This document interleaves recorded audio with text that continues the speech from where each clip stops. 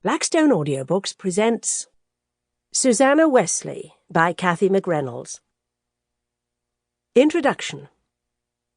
The Apostle Paul tells us that God determined the times set for humankind and the exact places where they should live. God did this so that humankind would seek him and perhaps reach out for him and find him, though he is not far from each one of us.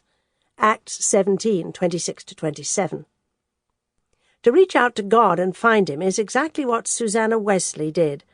Her very difficult circumstances caused her to look beyond herself, to him who gives eternal strength. The exact time and place of Susanna's existence, determined by God himself, moved her to his throne of grace. Susanna Wesley married a man who was constantly kicking against the goads. She became the mother of 19 children, lived in utter poverty, and experienced a multitude of griefs and hardships during her lifetime. But the strength and comfort she found in God's everlasting arms carried her through the troubled seasons in her life. And, when it was all said and done, she passed on an extraordinarily rich spiritual heritage to her children. She taught them, formally and by example, to love and honour God. She gave them an extensive classroom education, and at the same time showed them the value of reaching out to those in need.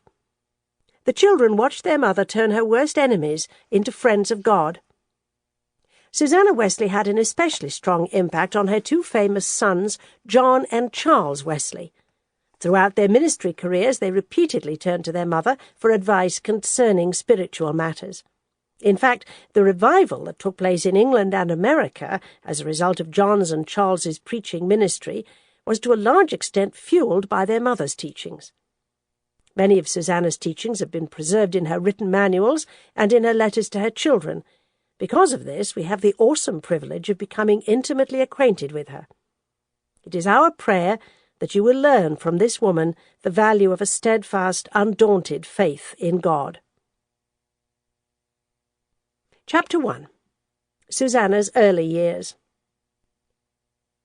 As friends and family gathered together to witness the christening of another Annesley child, a friend asked, "How many children has Dr. Annesley?" Someone replied, "I believe it is 24 or 100. As it turned out, the latter was correct. Susanna Annesley, born in London on January 20, 1669, was the 25th and final child to enter into the Annesley household. There is only sketchy information available about Susanna's older brothers and sisters. Most of this centres on Samuel Annesley, Susanna's eldest brother. Through her later years, Susanna kept in close communication. Sample complete. Ready to continue?